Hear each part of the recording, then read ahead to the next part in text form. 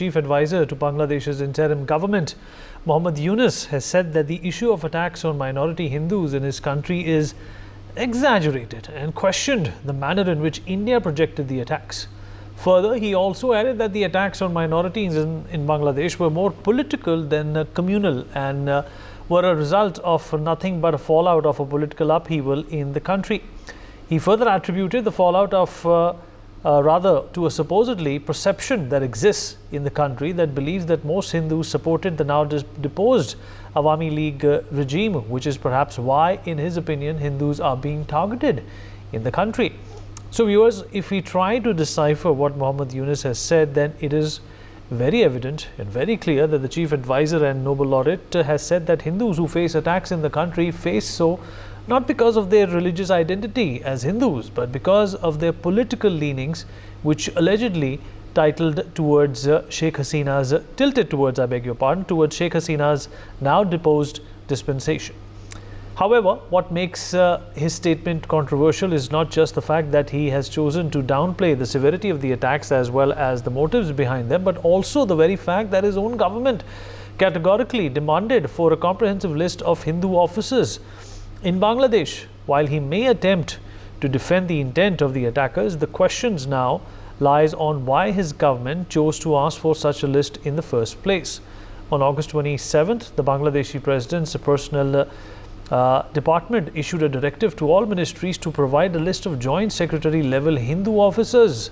This was followed by another directive on the 29th of August by the Bangladesh's Ministry of Cotton and Jute, ordering the same for the departments under it by the 2nd of September. Right now, Suhas Chakma, director of the New Delhi-based Rights and Risk Analysis Group, is with us.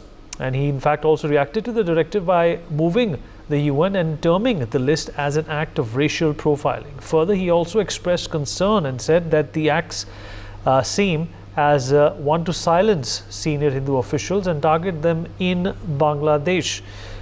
This is an important conversation, and at this point in time, Suhas Chakma, director of Right and Risk Analysis Group, joins us on the show as well. We are also joined by Ambassador Veena Sikri, former diplomat, Professor Madhav Nalapath, editorial director of the Sunday Guardian, with us on the show as well. Major Muhammad Ali Shah, defense expert, is also with us on the program. Mr. Chakma, I'll begin with you. I hope you can hear me. Yes, please. Why were you convinced that this is a case of racial profiling and nothing else?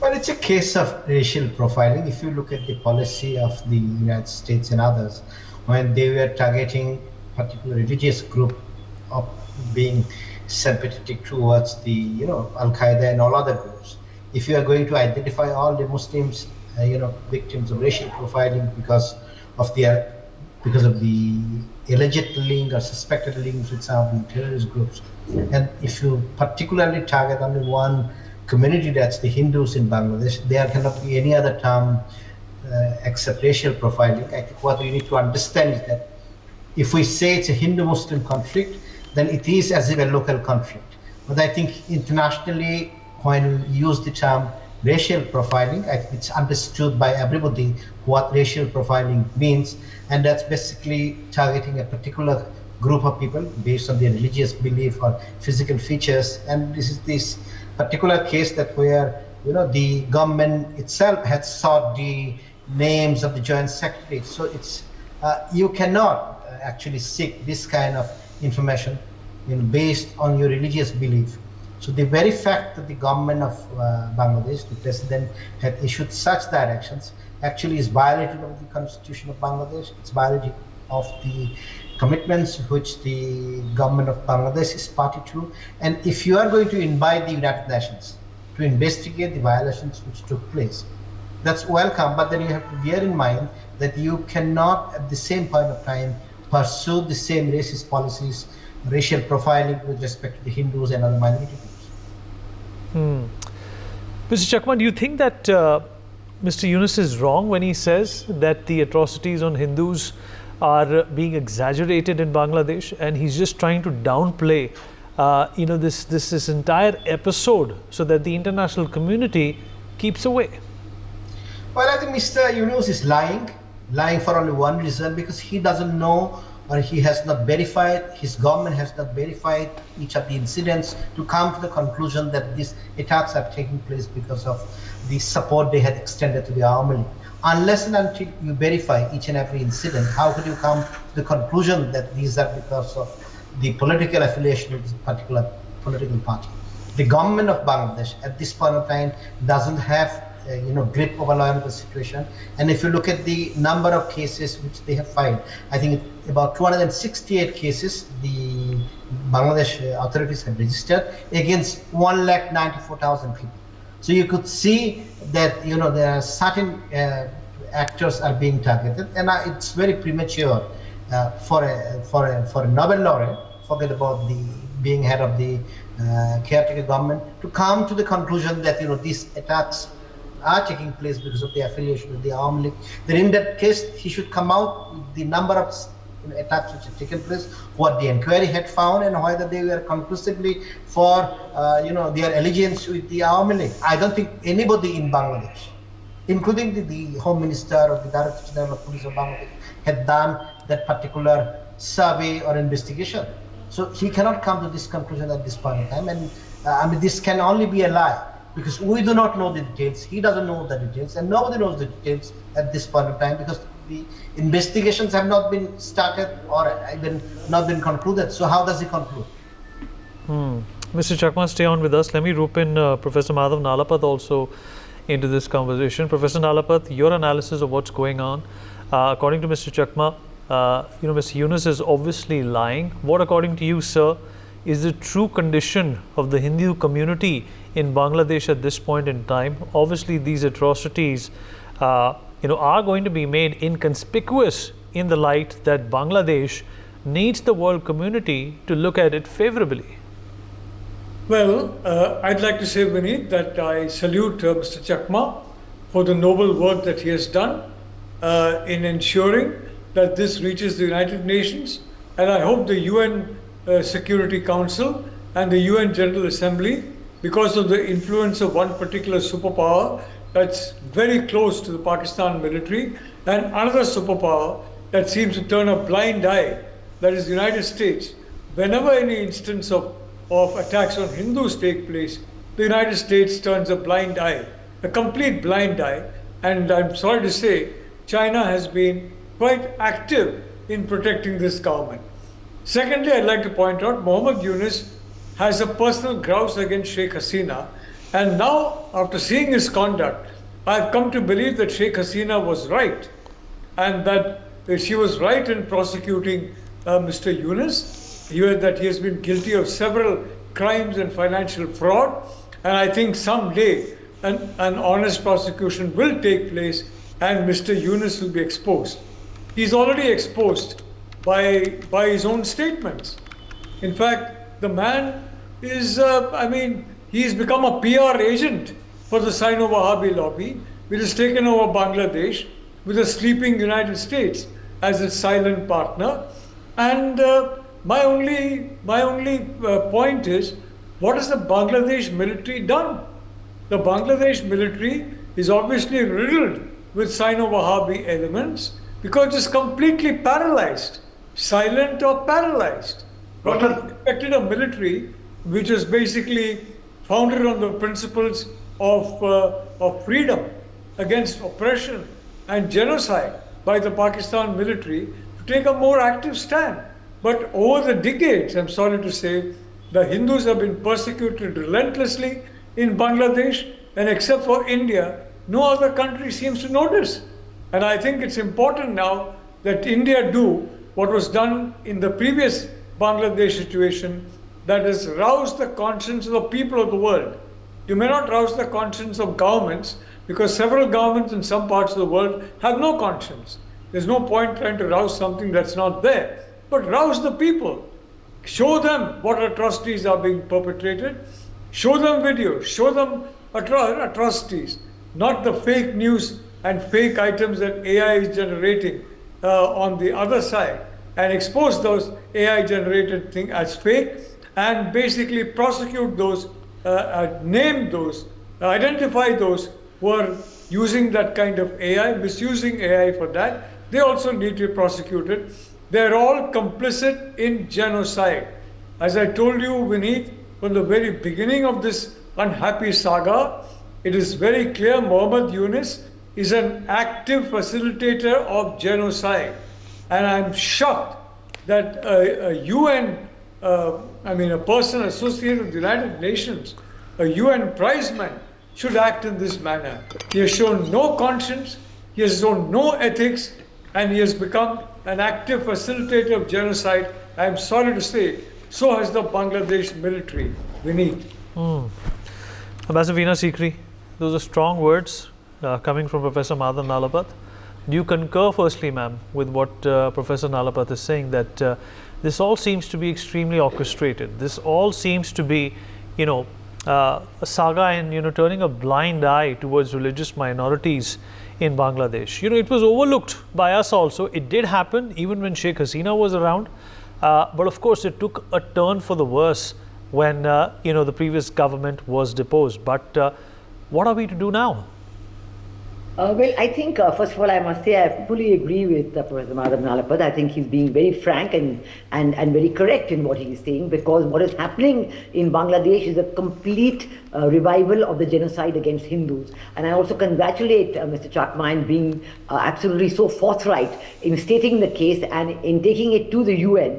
And I think I agree that the government of India must do everything to support this letter that has gone to the UN special rapporteurs of 3 different committees. And I hope that it will be taken up absolutely, categorically, with no equivocation, and bringing in as many countries as possible. What is happening in Bangladesh today is absolutely anti-India, anti-Hindu, and pro-Pakistan. I think this is what we have to remember, because in the last 3 days, we have seen in Bangladesh, the Pakistan High Commissioner calling on each of the advisors of the interim government, and in each case, he's reminding them of the need to resolve the unsettled issues of 1971.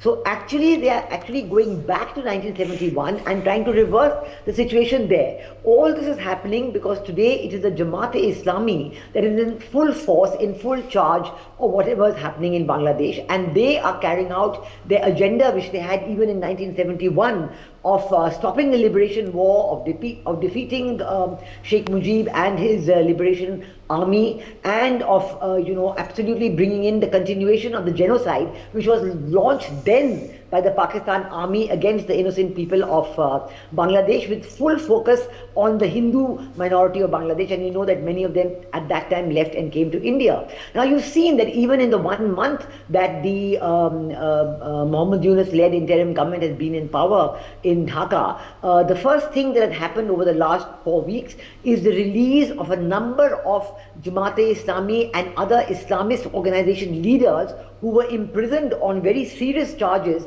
under the years of the Sheikh Hasina government. Some of them were imprisoned because they were conducting acts in India against the non-Muslims of India, the majority in the state of Assam.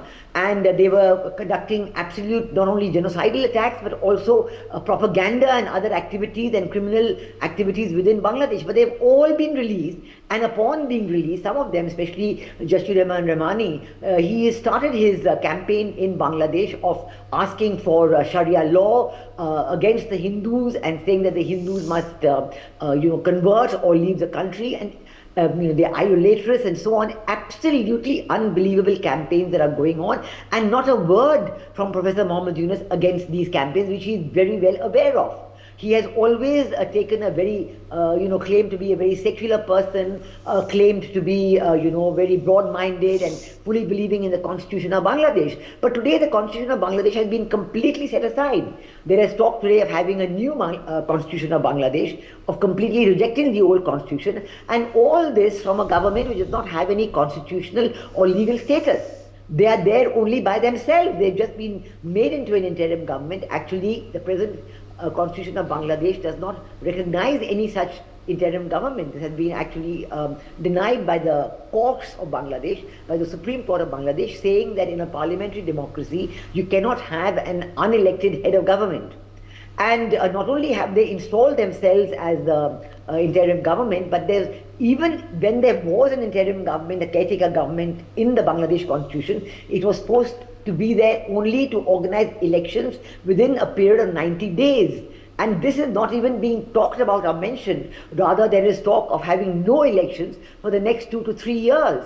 And groups of people are calling on Professor Muhammad Yunus, urging him not to have elections for the next 2 to 3 years and asking him for deep reforms. It's all being orchestrated. Even journalists who are well known for their, secular views, well known for upholding the Bangladesh constitution, they are going to President Muhammad Yunus and telling him, please stay on, you are going to save this country and so on. So it is unbelievable the kind of events going on in Bangladesh, and the government of India is very carefully watching. I think they have to very carefully watch and really continue the relationship only when we know what the interim government is talking about. We have said quite clearly that we are prepared to do business with the interim government, and that is absolutely correct. But in doing this business, we have to be very clear on what the interim government's policies are. If they're going to continue to be anti-Hindu, anti-India, and pro-Pakistan in a way which is going back to 1971 and reversing the victory of the secular forces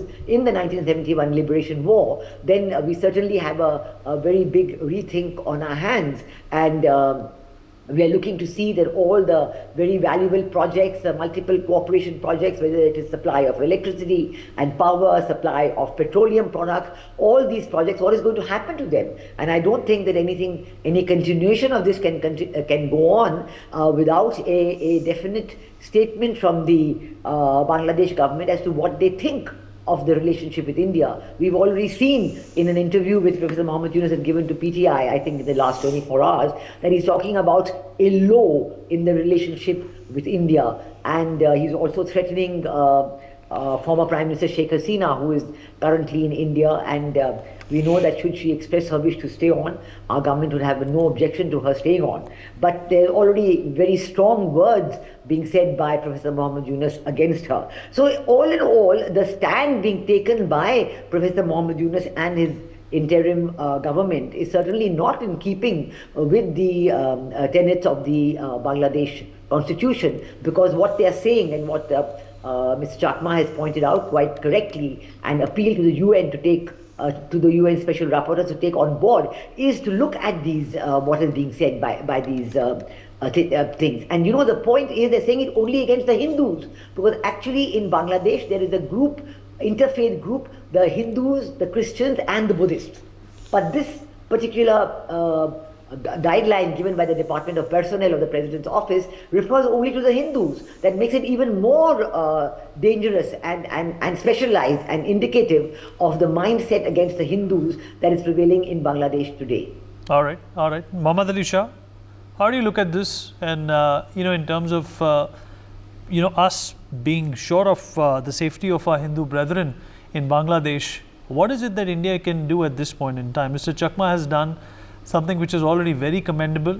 It shows what kind of an action is necessary when a community is discriminated against, when a community is tortured, and when a community and a country next to it is put to a test. Right. Firstly, my compliments to Mr. Chakma for taking it up in the UN. That's commendable, and I totally concur with Professor Nalapat and Ambassador Sikri. They spoke so much of sense. The very fact is, Bangladesh is already under fire. So they should be even more careful if they say that India is exaggerated. Well, they should be careful in the first place for doing this kind of a racial profiling of top bureaucrats and top officials and top government officials. They should not take on that list in the first place when they already know they are under fire.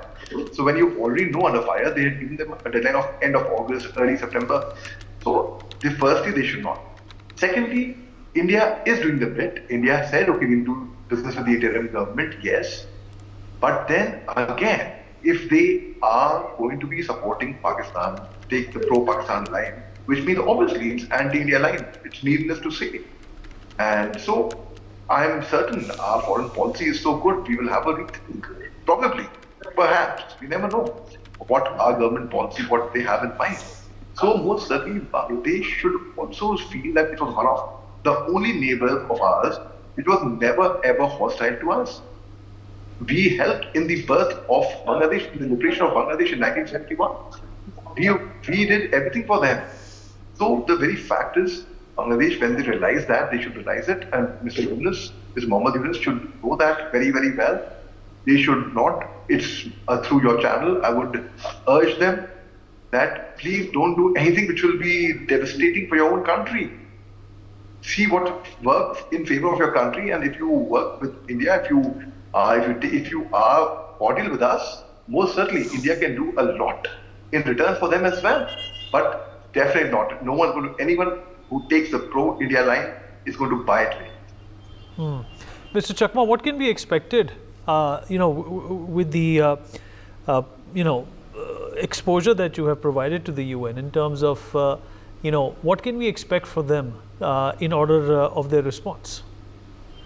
Well, I think the first thing what it exposes is that the incidents which take place or which Mr. Yunus is denying, they are subject to verification. But this is something which reflects the policy of the state. It's institutionalized. It's part of the administrative decision of the government of Bangladesh, and this is not something I think which any authority at the UN can in any manner ignore it. So we look forward to the actions of the UN, the kind of communications which they have sent, and hopefully they will inform us. But I think what is essential for us to remember is that this government at this point of time doesn't have a grip over the country, and they face bigger challenge not from the Army League. They face bigger challenge from BNP, because the BNP wants election. They are not going to allow Mohammed Yunus and certain unelected persons to remain in power for a long period of time. At this point of time, Yunus enjoys the honeymoon, so he is there. But he has to realize one particular thing, is that he is facing a massive financial crisis. In January 2023, Hasina had to seek about 4.7 billion loan from the IMF. At this point of time, he is seeking about 8 billion loans from the IMF, World Bank, and etc. Now, almost everything is closed because the government's factories are closed, the pharmaceutical companies are closed. So it's a government which has no control over anybody except themselves, and this is a government which has no connection with the masses. Please remember, the people who are in the caretaker government, they do not have a political party. The students do not have a political party. So the political parties in Bangladesh, which is Jamaat Islami and the BNP, are not going to allow them to have that kind of a leeway for a long period of time. And I see more instability. And if they continue this kind of policies, then it becomes very difficult for India or any other country to engage. They have to remember one thing. They have only one state which share land borders with Bangladesh. That's India. They have no business whatsoever with Myanmar. So if you do not have a relationship which is workable with India, it creates its own problem. And I think the words which were used, as Madam Binas Sikri was saying, they are harsh words which were used by Mohammed Yunus. If you are a Democrat, you are not going to ask Sheikh Hasina to keep silence. In India, and that's not something within your jurisdiction. So it shows the kind of hatred he himself has, and I think he has been blinded by his own personal grudge, and that's why I think he has forgotten about these issues, and tomorrow they might even deny that they had issued this particular letter, but the information might have been already collected, and we do not know what actions they will take after collection of the information. Because I think last point which I wanted to make is that during Hasina's regime, a number of Hindus also were appointed. So when you target or identify people at the level of the joint secretary level, you are basically trying to identify who are the Hindus. Then you try to find out whether they belong to the Army League, they belong to somebody else.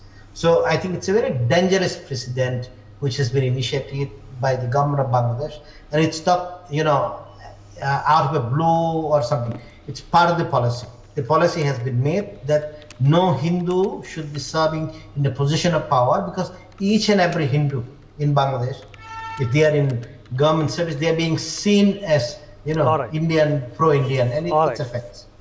For more such videos, subscribe to the NewsX YouTube channel, hit the bell icon.